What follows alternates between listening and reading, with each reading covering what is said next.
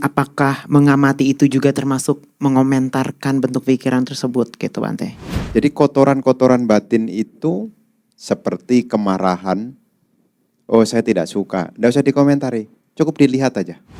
Kok kamu masih di bawah, kan saya udah bilang. Kalau duduknya boleh di kursi, Bante saya tidak bagian kursi. Lah kok bisa? Iya, sekarang kursinya dinamai pesertanya. Jadi pesertanya, jadi udah dinamain masing-masing. Jadi pesertanya juga nandai kalau itu kursi punya dia ditandain. Jadi untuk memunculkan hal-hal yang baik, nomor satu harus punya teman yang baik. Ibu Bapak, kita lanjut ke pertanyaan. Kalau Ibu Bapak mau bertanya, boleh angkat tangan terlebih dulu, sebutkan namanya dan juga tempat tinggalnya. Oh, nggak usah ya, langsung pertanyaannya. Oke, kayaknya Kak Elman yang pertama ya. Bante ini salah satu teman kita dari Pusdiklat juga, Bante. Gitu ya? Iya. Oke. Selamat malam Bante, nama budaya. Nah, nama saya Elman. Saya ingin bertanya, kalau misalkan kita mengamati bentuk pikiran, apakah itu termasuk mengomentari pikiran tersebut? Misalkan tadi siang saya lagi masak nih, terus tiba-tiba ada pikiran kayak yang kemarin gitu, misalkan saya dikhianati oleh teman bisnis saya, terus jadi jengkel kan perasaan. Terus waktu itu saya mencoba untuk mengamati saja, tidak untuk dikomentari karena kan Bante bilang nggak boleh dikomentari. Pas ke ODM di Pusdiklat kemarin pun juga bilangnya seperti itu. Jadi apakah mengamati itu juga termasuk mengomentarkan bentuk pikiran tersebut gitu Bante? Nah, ada istilahnya, yakni mengetahui dan melihat. Namanya melihat itu ya tidak berkomentar. Kenangan-kenangan itu sifatnya akan muncul, tapi cukup dilihat. Jadi kotoran-kotoran batin itu seperti kemarahan, oh saya tidak suka, tidak usah dikomentari, cukup dilihat aja. Karena untuk meninggalkan pengotor batin itu hanya bisa dilakukan oleh ia yang mengetahui dan ia yang melihat. Bukan bagi ia yang tidak mengetahui dan tidak melihat. Dalam bahasa Pali disebut janato pasato. Hanya bisa ditinggalkan melalui penglihatan dan pengetahuan. Ada orang yang tahu tapi tidak melihat. Dan ada yang melihat tapi tidak tahu. Makanya butuh dua. Orang itu tahu dan bisa melihat. Makanya ketika kita hening, sebetulnya kita bukannya tidak berpikir, tetap berpikir. Tapi hanya tahu dan melihat. Napas masuk, napas keluar, tahu dan melihat. Namanya tahu dan melihat. Dengan sendirinya meskipun kita tidak berkomentar, kita akan melihat. Akan melihat. Melihat apa? Dorongan napas masuk, napas keluar. Dan kita tahu, tidak usah dikomentari. Maka dua ini tidak bisa lepas. Bukan kemudian hening itu tidak ada apa-apa. Tetap ada dua ini. Janato pasato. Ada yang dilihat dan ada yang diketahui. Bukan kemudian ngeblank gitu. Enggak. Ketika Anda pejamkan mata, tetap ada yang Anda ketahui. Mungkin bentukan pikiran Anda tahu. Termasuk Anda juga bisa melihat bentukan pikiran itu kapan munculnya. Anda bisa lihat. Tetapi tidak untuk dikomentari. Karena kalau dikomentari nanti jadi ruwet. Kenapa saya katakan ruwet? Karena nanti Anda akan terbawa oleh arus pikiran yang lain. Dan nanti tidak jadi hening. Makanya cukup dua. Tahu dan melihat. Napas masuk, napas keluar juga tahu dan melihat. Nanti karena diulang-ulang, Anda tidak harus memaksa, harus tahu, nanti akan tahu sendirinya. Bedanya napas panjang, napas halus, mana awal, mana pertengahan, mana akhir. Dengan sering melihat, lama-lama Anda juga tahu. Dari tahu akhirnya Anda bisa melihat juga. Ya, jadi nanti supaya hening, ya apapun ya yang sudah lewat, ya pasti akan muncul. Nih, ini contohnya lebih ringan. Kalau ini tadi siang, kan saya perumpamakan gitu kan. Kalau tadi siang ini saya kasih dengan minyak tanah. Kemudian setelah botol ini saya kasih minyak tanah, kemudian botol ini saya tuang minyak tanahnya. Terus saya cuci pakai sunlight. Meskipun saya cuci sampai sunlight, kemudian saya tutup lagi. Ketika tak buka, masih bau. Bau ini tidak bisa hilang. Kenapa kok baunya tidak hilang? Padahal udah dicuci. Karena yang lampu itu sudah terlalu kuat. Aroma dari sunlight itu kalah kuat jika dibandingkan aroma minyak tanah. Kejadian-kejadian yang sekarang kita miliki, napas masuk, napas itu belum kuat. Masih kuat yang sebelumnya. Makanya ketika hari ini baru latihan kemudian diminta hening. Nanti dengan sendirinya aroma yang tadi siang, aroma yang mungkin kemarin, mungkin aroma yang direncanakan, itu sepintas akan muncul. Tapi karena dikomentari, dia akan redup lagi. Nah, tetap sisanya. Bukan berarti kemudian ikut kelas hari ini kemudian seperti botol bersih yang tidak ada aromanya, tidak mungkin. Tidak mungkin. Kenapa saya katakan demikian? Karena sisanya itu masih ada. Masih ada. Dan kita tidak usah benci dengan aroma minyak tanahnya. Tidak usah benci. Kejadian yang masa lampau tidak usah kita benci. Ini gara-gara masa lampau saya tidak bisa hening ini. Tidak usah dikomentari. Gara-gara yang akan datang jadi saya tidak bisa hening. Tidak usah dikomentari. Ya. Cukup hanya dilihat dan diketahui. Bukan untuk dikomentari. Maka kembali saya memilih objek napas masuk, napas keluar. Karena nafas ini memiliki dua. Bisa dilihat dan bisa diketahui. Anda lihatnya dari mana Bante? Tahu dorongan masuk, tahu dorongan keluar. Dan ini kalau ditekuni, nanti meditasi sebentar tuh. Meditasi lama rasanya sebentar. Tahu enggak tadi saya nyetel berapa coba? Saya bilang 15 menit kan. 15 menit itu bukan dari startnya, baru saya mulai itu tadi 15 menit itu. Jadi kalau di total dari start ambil silahkan duduk itu sudah 20 menit itu. Jadi itu start dari dat itu meditasi mulai, itu baru tak setel. Tak setel 15 menit, bukan dari penghantar tuh. Penghantar tadi udah 5 menit tak lihat. Nanti kalau saya teruskan jadi meditasi cuma 10 menit. Tak ulang lagi dari 15 menit. Nah, sebentar. Kenapa kok jadi sebentar? Karena Anda tidak berkomentar. Apalagi kalau Anda bisa rutin, bisa 1 jam. Anda jauh lebih ringan. Kalaupun ada masalah, Anda sudah punya daya. Kenapa? Statnya itu dari kondisi yang terang. Kalau ruangan mau dibersihkan, harus terang. Kalau gelap ya tidak bisa dibersihkan. Kotoran yang kasar tidak akan kelihatan, apalagi yang halus. Kalau gelap. Makanya ketika kita mengawali hari minimal ya, apakah 10 menit, 15 menit, latihan dulu. Tidak berkomentar.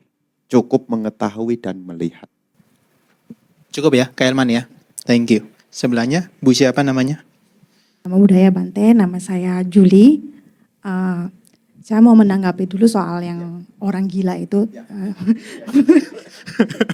Karena baru tadi pagi saya lihat di Instagram komentar tentang orang gila. Memang benar kata Bante, orang gila itu ada yang komentar gitu, kenapa kamu tertawa, dia bertanya kepada orang gila itu. Katanya karena dia mengingat masa lalunya. Jadi orang yang bertanya itu pun ikut tertawa. Dan saya pun waktu baca juga tertawa. Saya rasa sudah mulai gila juga. Oke, Pak. Saya juga mau menanggapi soal kita perlu komunitas ya Bante. Karena seperti saya mengalami yang seperti Koko Johan bilang itu soal orang tua mamanya begitu. Jadi 2 tahun yang lalu juga 3 tahun yang lalu saya juga kehilangan mama saya. Terus saya meditasi tanpa komunitas, cuma YouTube gitu Bante. Kebetulan yang saya nonton itu Bante Utamo. Ya, jadi pertanyaan saya itu gimana melawan rasa malas tersebut. Dan kedua, soal yang pikiran itu, contohnya kayak mau pergi acara ini gitu. Kita sudah pikir banyak hal gitu. Bagi saya itu kayaknya bukannya suatu hal yang baik ya Bante. Jadi misalnya jadinya saya tahu, oh ya hari ini tanggal 25 gitu. Berarti saya jangan telat karena acaranya jam segini. Dan sebelum jam segini saya mau melakukan aktivitas ini gitu. Jadi kan saya memikirkan gitu. Tapi saya rasa itu bukannya pikiran itu menjadikan sesuatu yang positif jadinya kan ya Bante. Ya itu aja sih Bante. Nah, untuk yang pertama, awali dengan cara yang mudah. Cara yang mudah bagaimana? Kalau seandainya sebagian orang meditasi itu sebetulnya bayangan takutnya itu dengan bersila sebetulnya. Ayo meditasi, bersila nih. Baru lihat tempat duduknya saja sudah tidak menarik. Kemarin saya ngisi retret di Bali. Kepada ibu-ibu dan pesertanya ya ada ibu-ibu, ada bapak-bapak. Setelah konsultasi, saya dengar rata-rata itu mengeluh. Kalau sudah 30 menit masalahnya itu di lutut. Kemudian saya bilang, meditasi itu bukan latihan untuk olahraga, tapi olah batin. Jadi bukan memaksa tubuhnya harus tahan sakit, tapi melatih supaya pikirannya tenang. Daripada kamu ikut, kemudian pikiran kamu tidak tenang, dan malah muncul rasa tidak senang, lebih baik kamu ganti, duduk di kursi. Boleh tak Bante? Meditasi di kursi? Boleh. Separuh pesertanya kursi. Bante dibawa sendiri ya? Ya. Peserta kursi semua. Terus ada satu lagi. Ceritanya sama loh. Kok kamu masih di bawah? Kan saya udah bilang. Kalau duduknya boleh di kursi. Bante saya enggak bagian kursi. Lah kok bisa? Iya, sekarang kursinya dinamai pesertanya. Jadi jadi dinamain masing-masing. Jadi pesertanya juga nandai kalau itu kursi punya dia ditandain. Nah, artinya apa? Di sini kita bisa mengawali dari bagaimana mengatur posisi fisik yang nyaman dulu. Ya, bisa jadi yang menyebabkan kita menjadi malas karena kita belum menemukan posisi yang nyaman. Ya, kalau seandainya di rumah mungkin nyamannya di kursi mana, ya harus diperhatikan. Ya kalau bisa kalau pun duduk di kursi, telapak kaki mesti rata. Kalaupun kakinya tidak sampai, dikasih bantal. Kapan hari saya ngajarin orang duduk di kursi, ternyata kakinya sama kaki meja, kaki kursinya lebih tinggi kaki kursinya. Jadi gantung begini. Saya bilang, ambil itu asana untuk ganjel. Kenapa? Kalau Anda duduk dalam waktu yang lama, karena Anda biasanya kan memang di pekerjaan juga biasa duduk. Jadi tidak ada alasan duduk lama, tidak tahan. Nyatanya tiap hari duduk lama. Nah, terus cari yang nyaman. Apakah boleh bersandar Bante? Boleh, yang penting kepala jangan.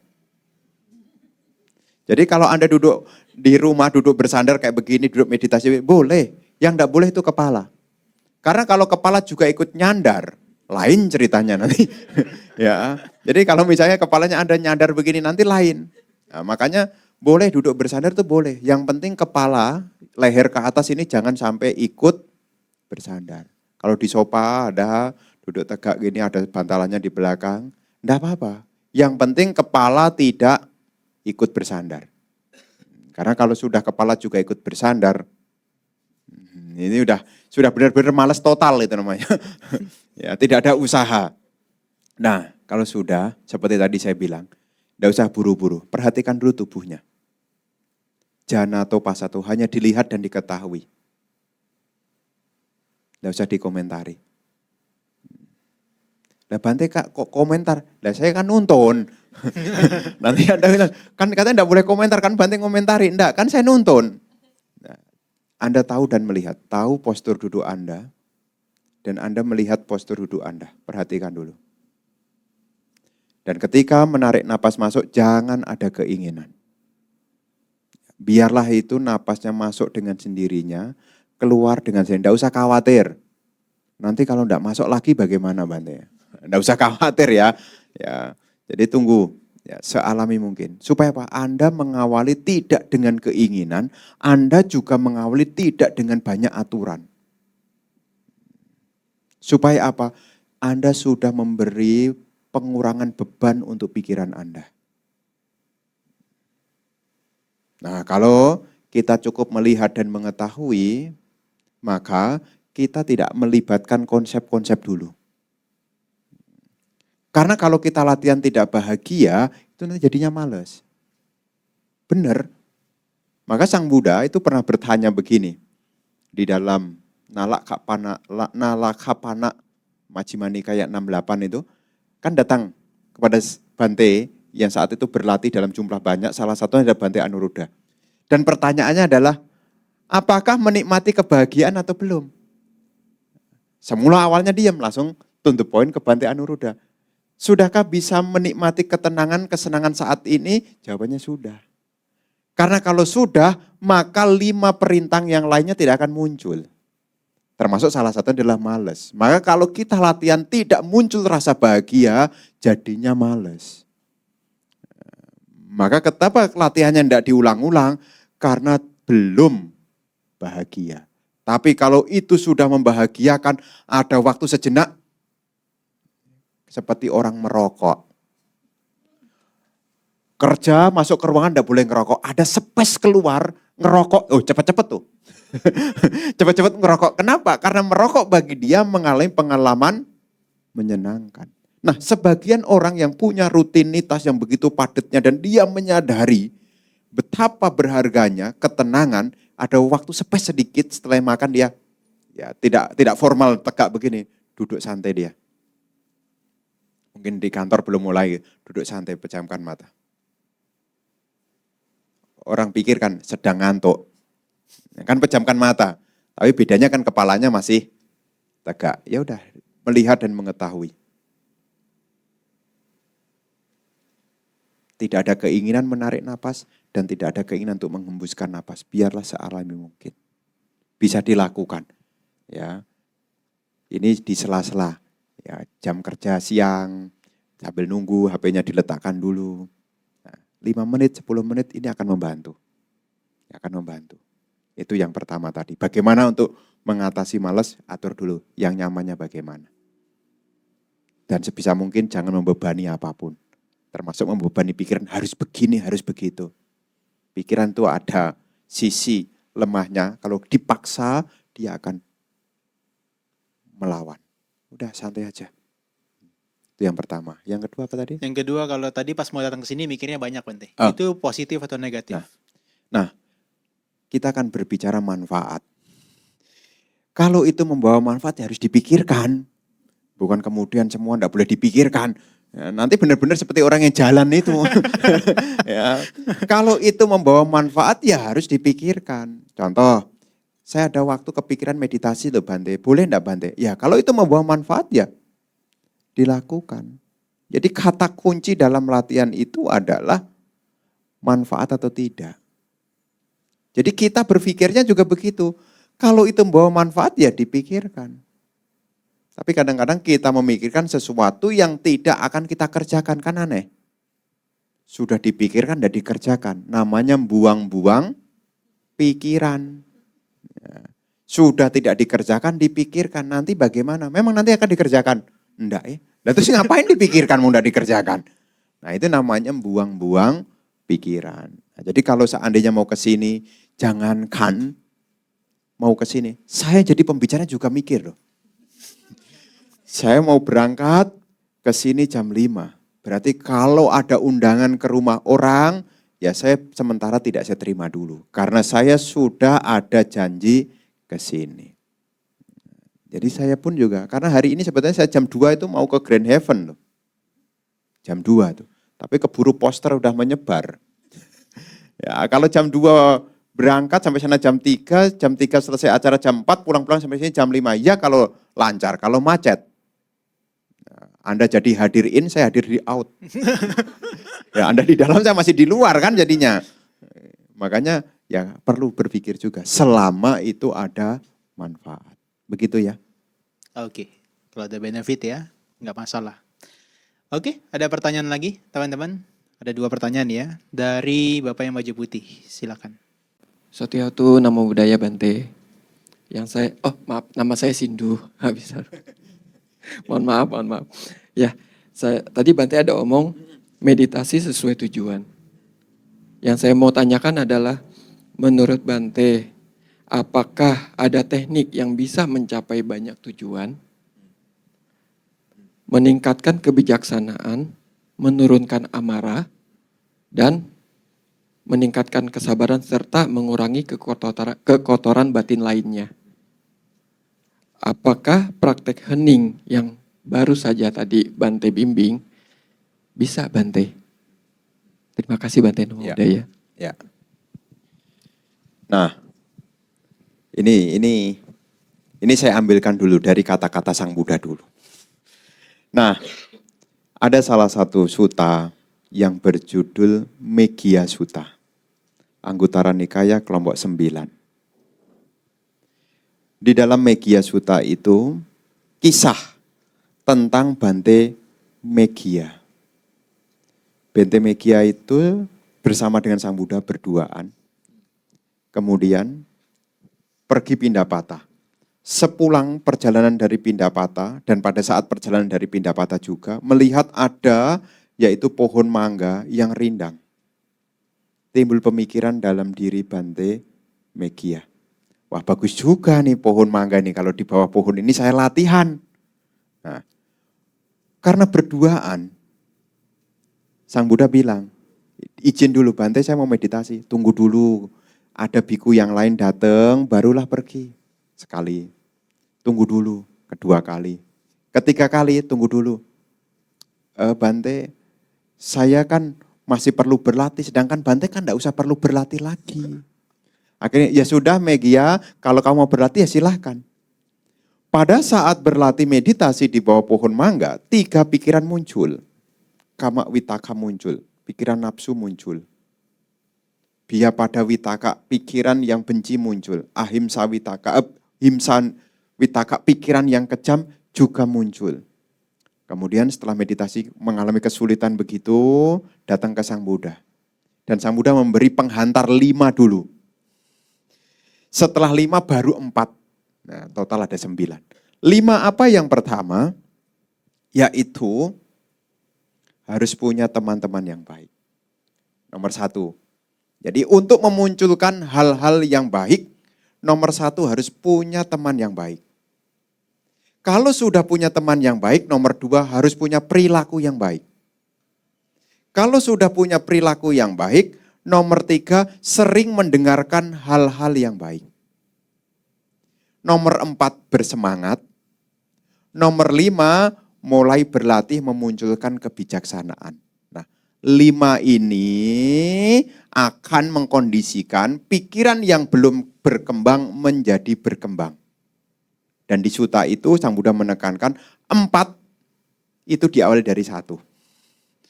Punya perilaku yang baik, mendengarkan hal-hal yang baik, memiliki semangat, memiliki kebijaksanaan, diawali punya teman yang baik. Kalau 5 ini sudah ada, berarti siap untuk dikembangkan. Nah, disitulah Sang Buddha mengarahkan 4. Untuk meninggalkan nafsu kesenangan, dikasih objek asubha bawana. Untuk meninggalkan kebencian, menggunakan objek meta bawana. Untuk meninggalkan pikiran yang overthinking, pikiran yang berhamburan, ya, menggunakan anapanasati. Dan yang terakhir, untuk bisa menembus, maka objek yang dipakai adalah anicca. Dengan memahami anicca, maka seseorang akan membuang keakuan. Dengan seseorang membuang keakuan, maka akan terbebaskan. Nah, jadi kalau ditanya, bagian keheningan itu bagian dari mana? Baru bagian nomor anapanasati ini. Baru mengatasi supaya pikiran tidak berhamburan. Ya. Jadi, apakah ini nanti berguna untuk yang lain? Berguna. Karena kalau orang tenang, maka belajarnya lebih cepat. Samadhi menjadi sebab terdekat munculnya kebijaksanaan.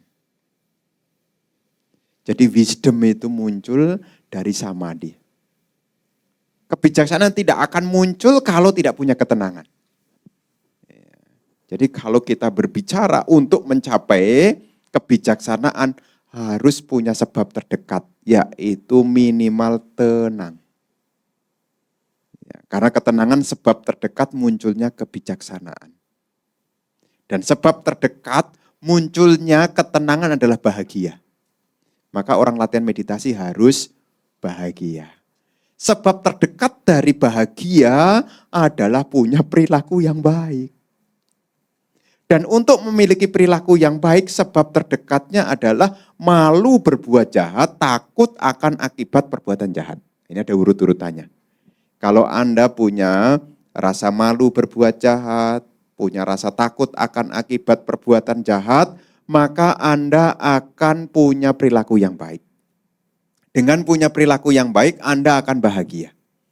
Dengan bahagia, Anda akan tenang. Dengan tenang, Anda akan menjadi lebih bijaksana. Nah, jadi ini tahap-tahapan. Jadi kalau mengacu ke pertanyaan tadi, apakah ada satu metode? Metodenya satu, tapi isinya banyak. Metodenya satu, tapi isinya banyak. Seperti jalan mulia berunsur 8, jalannya satu, isinya 8. Jalan mulia berunsur 8, jalannya satu. Nah, jadi dalam Megia Sutta tadi, nasihatnya itu ya satu, tapi isinya 9. Cari teman yang baik, punya perilaku yang baik, sering mendengarkan hal-hal yang baik, punya semangat, punya kebijaksanaan, mengembangkan asubha, mengembangkan meta, mengembangkan anapanasati, dan mengembangkan anicasanya. Nah, jadi di situ, ya, maka kita jangan buru-buru, karena perjalanannya masih panjang ini. Maunya kan orang buru-buru. Pengen ini bisa, itu bisa, itu bisa. Saldonya belum cukup. Saldonya belum cukup, udah banyak keinginan. Mau ini, mau itu, loh saldonya aja belum cukup. Makanya kerjanya mesti semangat. Nanti kalau sudah cukup ya semua bisa. Bisa. Jadi tidak usah buru-buru. Ya, kalau sekarang ada waktunya ketenangan, ketenangan. Kalau sekarang mau mengembangkan meta, kembangkan. Saya sendiri juga bervariasi loh, tidak hanya satu loh. Bervariasi loh. Kenapa? Kenapa bervariasi? Ya karena kebutuhannya kadang-kadang juga beda-beda.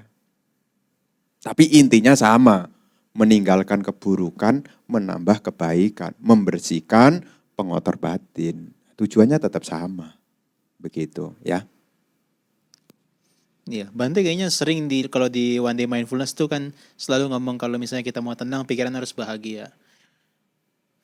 Saya nggak tahu apakah orang semua nangkap itu Bante. Maksudnya bahagia yang diciptakan tuh apakah harus sugesti atau memang dia dari internal kita itu bagaimana Bante? Sebetulnya dari perasaan duduk yang nyaman itu juga melahirkan bahagia. Jadi kalau Anda duduk dengan nyaman itu juga melahirkan bahagia. Kenapa? Karena kontak nyaman itu adalah makanannya fisik. Fisik ketemu objek yang menyenangkan, dia akan bahagia. Jadi tidak harus bayangin bahagia tadi dapat hadiah, tapi tidak ada yang ngasih hadiah ya, nanti malah mungkin mikir. Tapi di sini dan saat ini, ya kita juga saling kali juga dengan melihat perilaku kita, itu juga bahagia juga. Hari ini saya tidak membunuh makhluk hidup, hari ini saya tidak mencuri, hari ini saya setia dengan pasangan hidup, hari ini saya tidak berbohong, hari ini saya tidak minum minuman keras. Ingat perilaku yang baik juga akan bahagia. Kenapa? Karena seseorang yang mengingat kebaikan itu tidak akan menimbulkan penyesalan. Dan itu juga menjadi sebab terdekat untuk memunculkan rasa bahagia.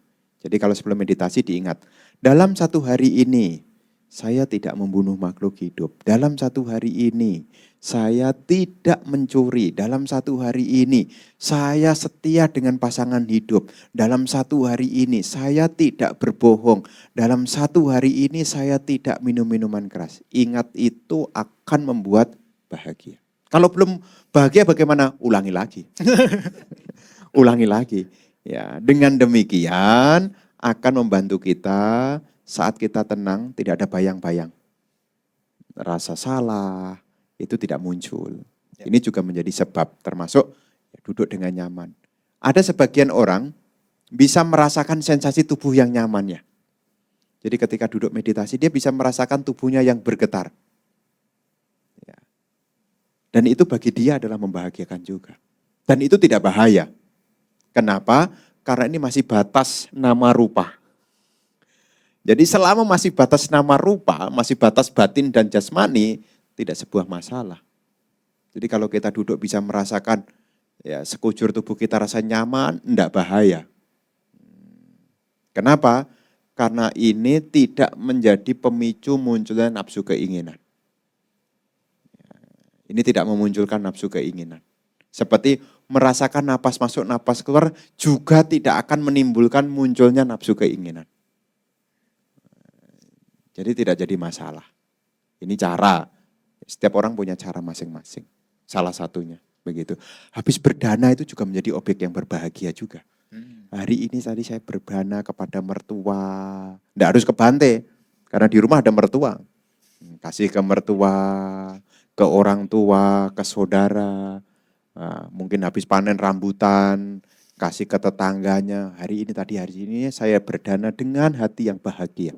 Nah, ini juga akan menstimulus munculnya pikiran baik juga. Ingat hal-hal yang baik itu akan mendatangkan kebahagiaan. Ya. Ya, oke. Makasih. Pertanyaan berikutnya? Wandemi Bante, nama saya Heri.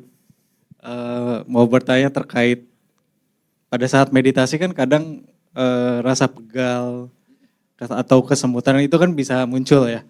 Nah, apakah apa yang harus dilakukan supaya fokus kita tuh nggak terganggu karena gangguan dari fisik yang tadi? Dan apakah kita cukup tetap mengamati misalnya pada objek nafas atau kita mengamati si rasa kesemutan atau pegal itu yang sedang hadir di dalam tubuh kita. Yang kedua, dalam pekerjaan sehari-hari mungkin kita bisa dihadapkan kepada suatu kondisi yang ada masalah yang mungkin situasinya juga sedang tidak menyenangkan, terus kita ibaratnya dipaksa untuk mengambil keputusan dalam waktu yang cepat. Nah, apakah sebenarnya praktik keheningan ini bisa membantu kita lebih wise, atau misalnya mungkin dari Bante bisa share tips, apakah ada kayak satu cara supaya kita lebih tenang dulu terus baru mengambil keputusan dengan bijaksana. Itu aja. Terima kasih Bante. Untuk yang pertama, berkenaan dengan latihan meditasi. Kalau ada kesemutan, kaki pegel, apa yang harus saya lakukan? Kembali kepada kita. Kita mau tujuannya apa dulu? Kalau tujuannya ingin ketenangan, ingin keheningan, sebisa mungkin rasa sakitnya tidak usah dikomentari. Kalau tujuannya untuk keheningan. Tapi kalau tujuannya untuk mencapai pandangan terang, harus dilihat tuh. Dan sambil melihat itu, kita harus paham. Sakit bukan milikku, sakit bukan aku, sakit bukan diriku. Awalnya dikonsep dulu. Karena dari konsep itu akan melahirkan pengetahuan. Makanya cara belajar zaman dulu itu dengan cara menghafal dulu. Kalau sudah hafal itu akan tahu. Ya, seperti pedagang yang punya toko. Dulu juga menghafal. Rokok 1 bungkus 12.000, merek ini 15.000, merek itu 30.000. Awalnya dihafalin. Setelah orang ada pembeli datang, yang putih 30. LE. Hanya karena orang tua saya juga pedagang ini. Oh gitu. Oh, jadi udah awalnya juga dihafalin, tapi nanti dengan kode tertentu dia akan tahu. Nah, demikian pula dalam Dhamma, awal juga dikonsep. Ada sakit, ya. Ini bukan aku, bukan milikku, bukan diriku. Dasarnya apa? Karena tubuh ini terbentuk dari 4 unsur. Mana disebut aku? Nah, dikonsep dulu awalnya. Ini kalau urusannya pandangan terang. Dikonsep dulu. Ini bukan aku, bukan milikku. Tapi ada sakit. Sakit itu sebab terdekatnya adalah kontak. Kalau duduknya tidak lama, ya tidak akan sakit. Apalagi kalau pindah-pindah posisi, tidak sakit. Kenapa kok bisa Muncul rasa sakit karena sudah terjadi kontak, bertahan dalam waktu yang lama.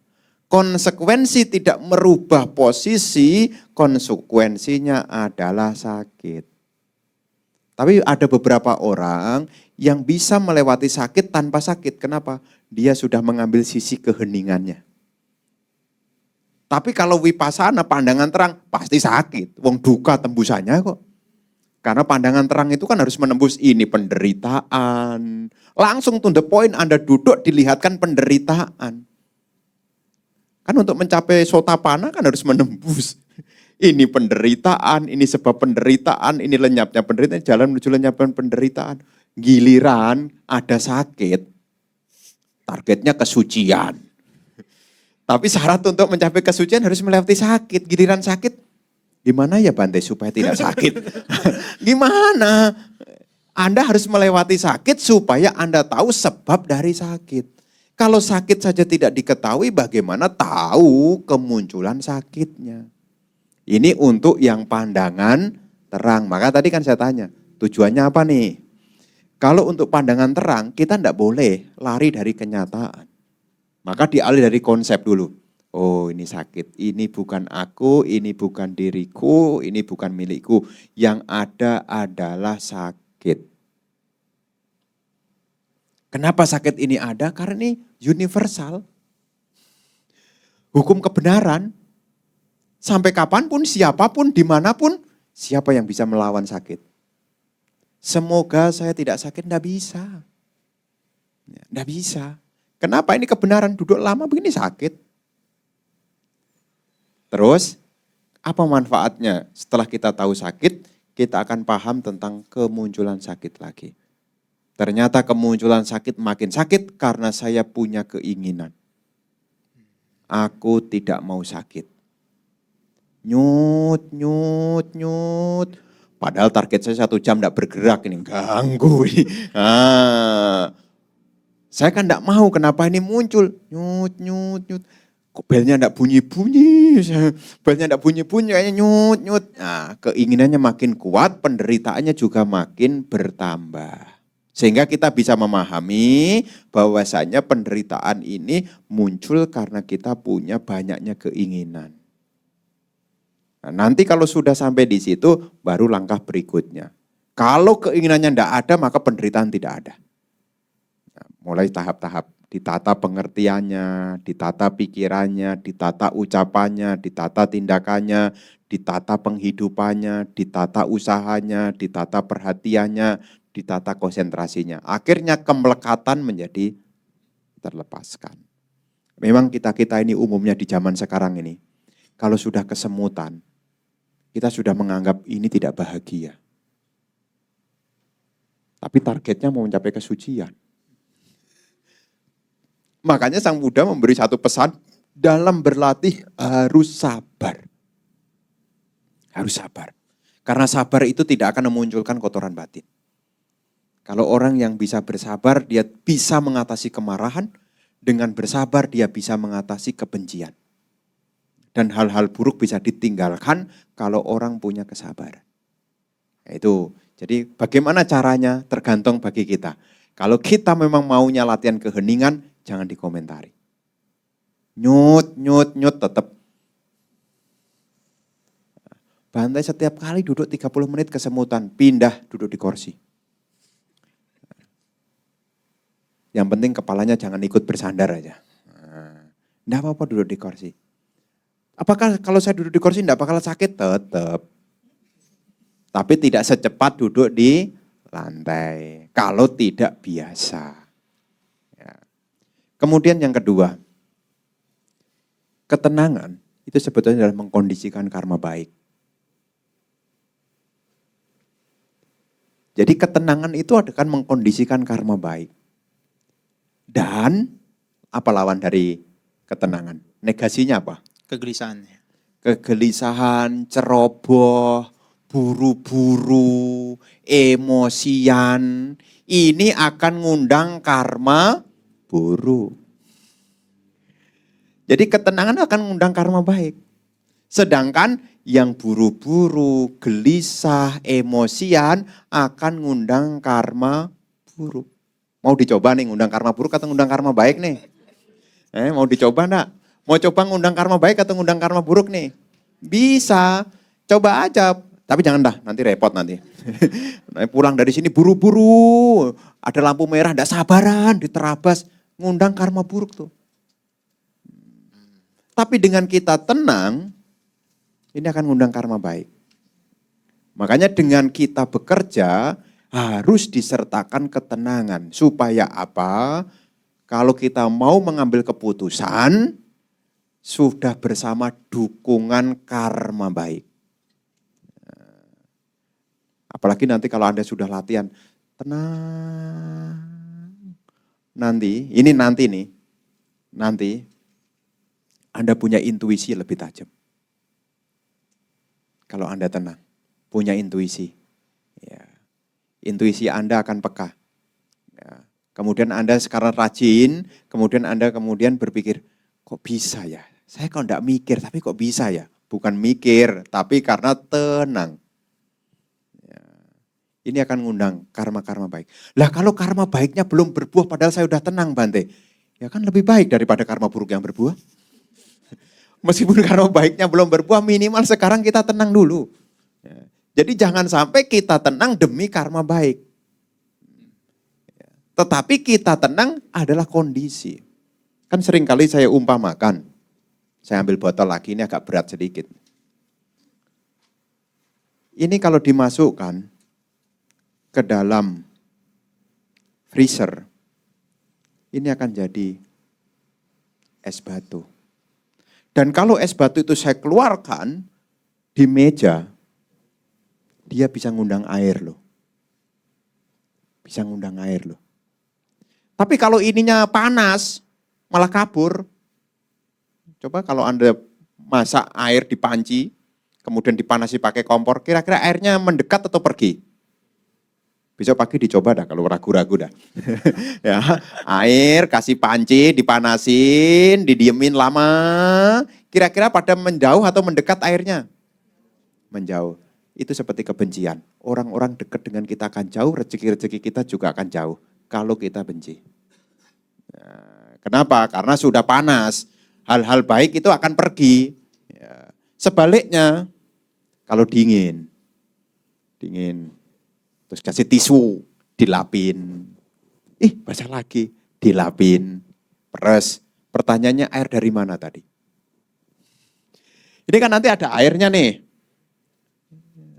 Nanti kalau sudah ke bawah lah, beli es teh lah. Nanti kan kalau beli es teh kan nanti apakah bocoran dari dalam? Enggak. Tapi air yang ada di sekitar botol ini datangnya dari mana? Dari sekitar. Nah, ketenangan juga sama. Hal-hal baik itu akan datang. Yakin atau tidak yakin Anda boleh coba. Kalau Anda tenang, Anda sabar, dilatih terus, jangan ada benci pokoknya. Pokoknya ketemu apapun, ini membuat penghalang rezeki saya. Pokoknya saya tidak mau benci aja. Dengan kita tidak membenci, maka kondisi kita akan tenang. Dan kalau kita punya tenang, punya kesabaran, tuh hal-hal baik akan datang. Makanya Anda harus makin hari makin banyak tenang, makin banyak sabar, supaya apa? Hal-hal baik. Ya, ini bisa, nanti belajar apapun jadi gampang. Kalau Anda biasa tenang, biasa sabar. Dan, ya dalam bahasa tanda kutip ya, para dewa. Melihat orang yang tenang, sabar, banyak ujian, dia akan bantu. Waduh, ini sudah latihan prihatin. Nah, udahlah nanti dibantu tuh. Di zaman Sang Buddha itu ada siswa Sang Buddha yang berlatih sungguh-sungguh. Meskipun belum mencapai, yang jadi dewa itu memberitahu. Datang mengunjungi memberitahu. Termasuk juga tentang Bahia Darucarya. Nah, itu juga didatangi dewa untuk diberitahu. Kenapa? Sudah punya kualitas yang baik. Demikian pula dalam kehidupan kita, kalau kita tenang, sabar, pokoknya apa-apa enggak komentari gitu ya, tenang, sabar, tua pun akan menjadi tua yang membahagiakan. Cucu-cucu ya deket. Coba kalau nanti jadi orang yang tua, cerewet. Cerewet, udah cerewet, jengkelin. Apa-apa dikomentari, pokoknya celaan terus yang keluar. Kira-kira mau yang deket atau mau pada menjauh? Sana ikut sama mak sana. Enggak. Pasti ditanya macam-macam, enggak. Akhirnya dihindari tuh. Tapi kalau orang tenang, sabar, hal-hal baik. Makanya meskipun situasinya mungkin membuat kita kondisinya kurang sesuai harapan kita jangan sampai kehilangan ketenangan dan kesabaran. Jangan sampai. Meskipun kita menghadapi keruwetan-keruwetan, tekanan-tekanan, jangan sampai demi problem kita kehilangan solusi. Ya, kapan hari kan saya singgung. Orang terlalu fokus mencari jalan keluar. Sampai-sampai dia lupa jalan ke dalam.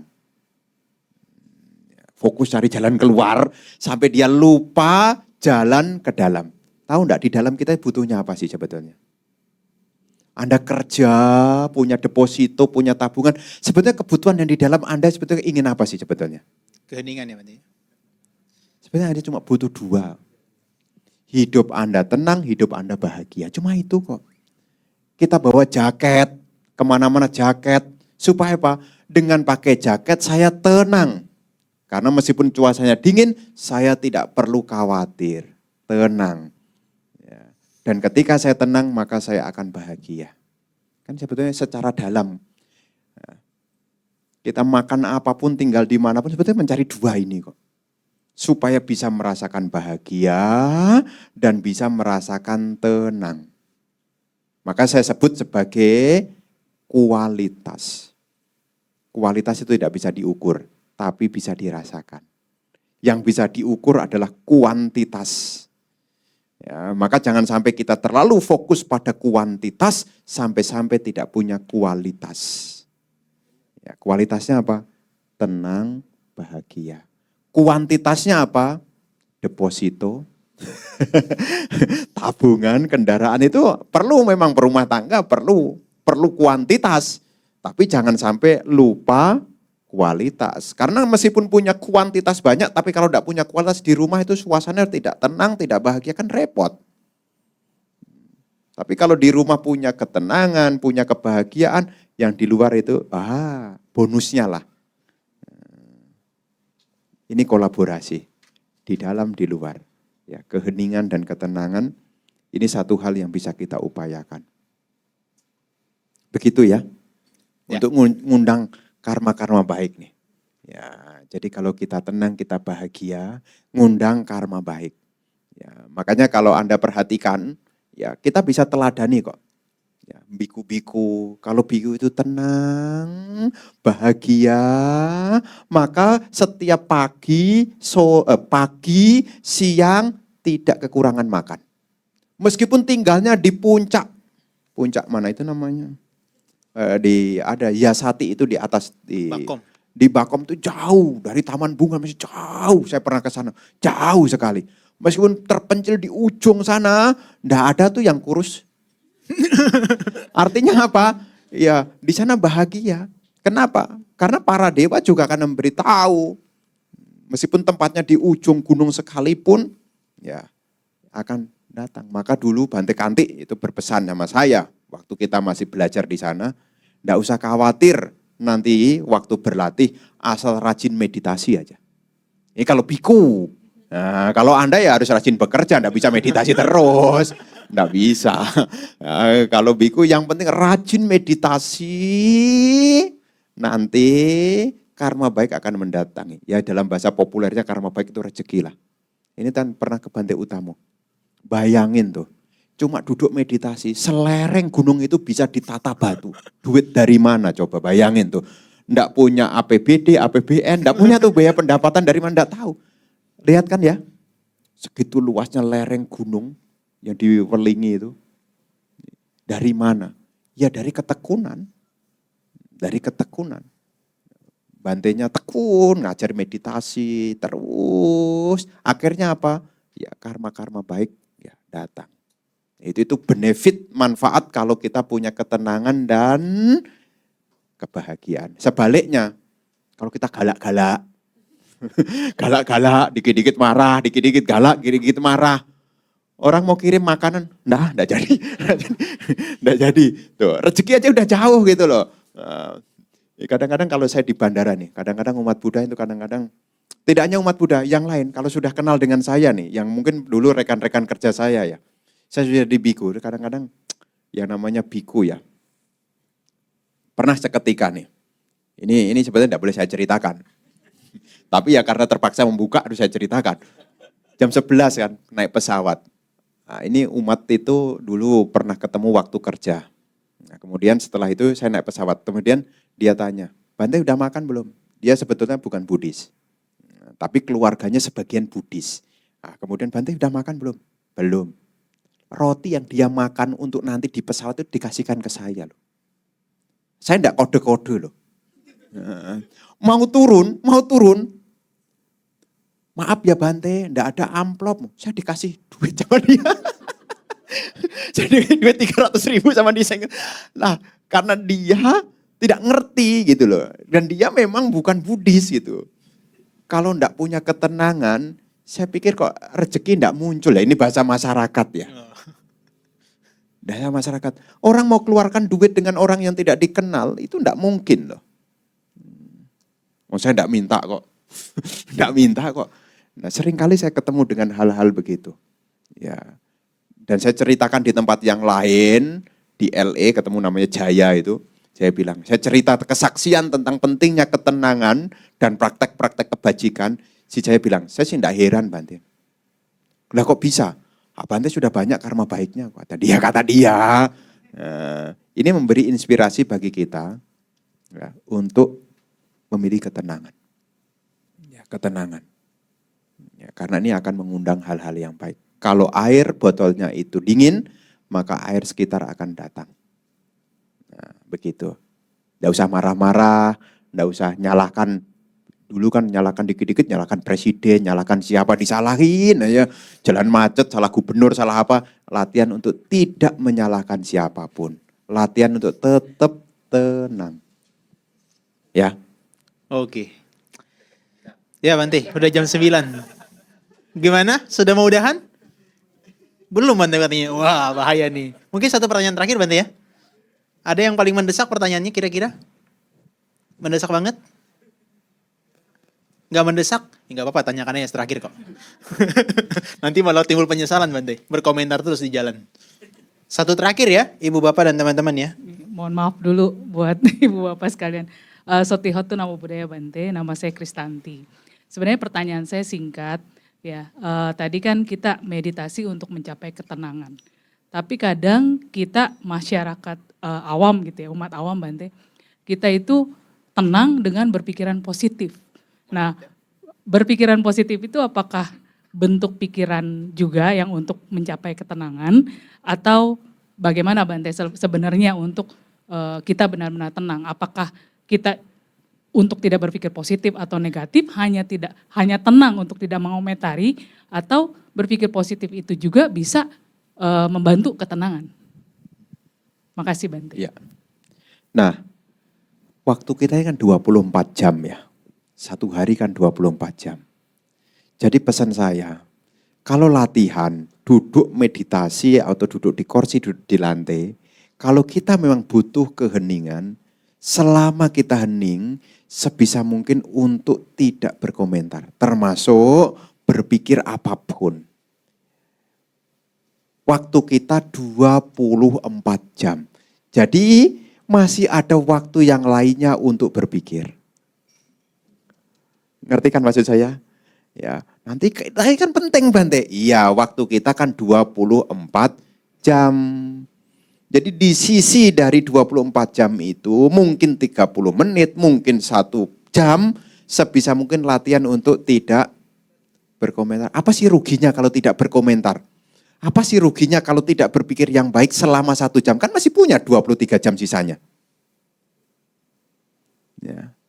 Kan bagus juga Bante, sambil tenang, sambil ngingat parita. Nanti ngingatnya. Kan parita ini bagus Bante. Iya bagus. Kan waktu kita 24 jam. Jadi selama 1 jam kita pakai untuk hening tidak berkomentar. 23 jam sisanya ya silahkan mau dipakai yang lain. yang baik, yang lain. Tapi 1 jam misalnya latihan untuk tidak dikomentar. Jangan suka dikit-dikit dikomentari. Nanti kita kehilangan ketenangan. Ya. Nanti kita akan terjebak hanya berfilsafat. Mengapa? Mengapa? Mengapa? Hanya sibuk berfilsafat. Kan ciri khas dari filsafat kan selalu bertanya, mengapa? Kan, ciri khasnya filsafat kan begini logonya, Tuhan berpikir tuh. Mengapa? Nah, jadi sebisa mungkin latihan ya. Ngerem. Ya apakah 30 menit, apakah 15 menit? Nanti dirasakan manfaatnya. Ya, belajar akan lebih mudah, mengingat juga lebih gampang.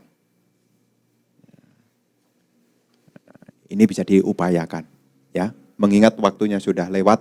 Terima kasih. Ya, terima kasih. Tepuk tangan untuk Bante dulu. Oke. Ya, teman-teman sekalian, kita udah selesai sampai di tanya jawab interaktif dengan Bante. Nanti saya kasih Bante waktu 2 menit lah kira-kira untuk kasih refleksi ke kita sebelum kita tutup betulan Bante ya. Ya teman-teman, gimana kondisi hari ini, masih happy atau enggak? Happy ya. Yang enggak happy jangan berkomentar. Bercanda. Dapat ilmu baru nih Bante. Oke Bante, 2 menit silakan. Berikan refleksi atas tema kita hari ini Bante, keheningan yang menyembuhkan. Dalam perjalanan kehidupan kita akan bertemu dengan berbagai macam ragam. Baik itu menyenangkan maupun tidak menyenangkan. Di dalam hal yang menyenangkan tentu kita bisa menerima. Tetapi juga yang menyenangkan juga tidak patut untuk dilekati. Karena sesuatu yang dilekati meskipun itu menyenangkan, itu juga akan menjadi penderitaan. Demikian pula kalau hal yang tidak menyenangkan muncul dalam kehidupan kita, sebisa mungkin juga untuk tidak dilekati. Bagaimana caranya supaya kita tidak melekat? Salah satu cara yang bisa kita latih adalah sebisa mungkin apapun yang muncul untuk tidak segera dikomentari. Karena dengan kita mengomentari sesungguhnya di situ kita melekati. Apa yang kita pikirkan berulang-ulang, itulah yang akan kita ucapkan. Dan apa yang kita ucapkan berulang-ulang, itulah yang akan kita lakukan. Dengan kita tidak berkomentar, maka melatih diri kita untuk mensaring mana yang membawa manfaat dan mana yang tidak membawa manfaat. Dan ini semua butuh kesadaran. Maka sebisa mungkin nanti mulai besok pagi ya, pagi-pagi duduk 10 menit. Latihan untuk tidak berkomentar. Duduk dengan nyaman, cukup melihat dan mengetahui. Janato pasato, tahu dan melihat. Melihat dan tahu. Melihat napas masuk, napas keluar, tahu napas masuk, napas keluar, tanpa ada keinginan menarik napas maupun menghembuskan napas. Hanya melihat adanya napas yang masuk dan tahu napas yang masuk, hanya melihat napas yang keluar dan tahu napas yang keluar. Ini akan membuat kita jadi hening. Pagi kita akan jauh lebih sehat.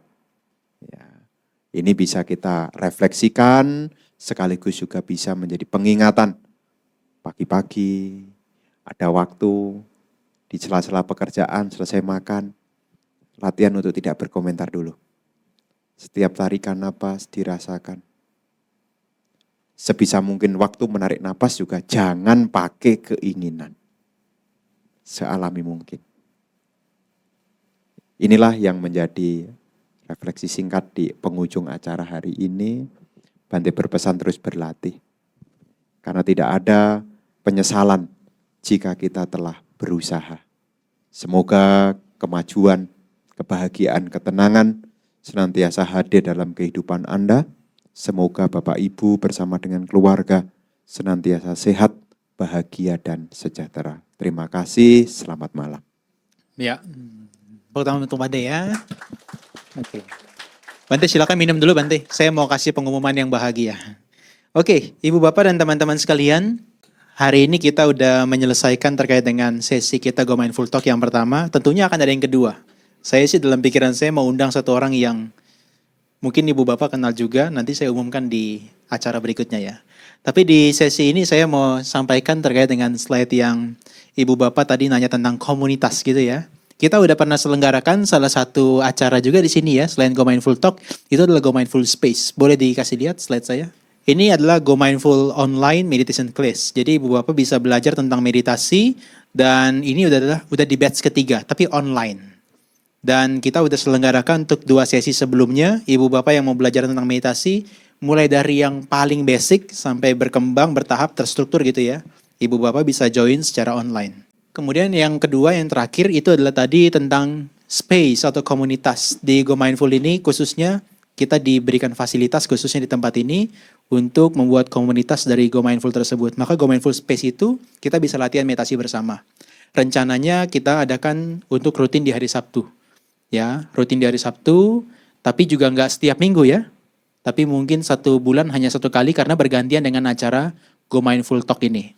Dan saya sangat sarankan kalau Ibu Bapak nggak ikut acara Go Mindful Space, ya misalnya hari Sabtu itu, saya sarankan Ibu Bapak ikut One Day Mindfulness-nya Bante Atadiro. Di Pusdiklat dekat Samsat ya Bante ya? Di Samsat BSD. Itu kayaknya di awal bulan ya Bante biasanya ya. Oh, Juli libur, katanya mau ikut ini. Ada di Mendut ya Bante ya? Oke. Ya nanti Ibu Bapak bisa ikut yang Go Mindful Space itu di sesi kedua kita ya. Kemarin juga yang ikut beragam, bukan hanya yang teman-teman Buddhis, tapi non-Buddhis juga. Boleh di-save tanggalnya kira-kira tanggal 19 Juli. Jadi masih ada waktu sekitar 20 hari lebih. Ya 3 minggu ke depan. Kalau yang tadi, yang sesi yang Go Mindful Meditation Online Class tadi, itu ada 3 hari, tanggal 15, 16, dan 17. Terima kasih, itu yang bisa saya sampaikan untuk hari ini. Dan terima kasih sekali lagi saya ucapkan kepada Bante Atadiro Tera sudah berkenan untuk hari ini memberikan keheningan yang menyembuhkan. Terutama jangan berkomentar. Terima kasih semuanya, kita tutup dengan foto bersama ya.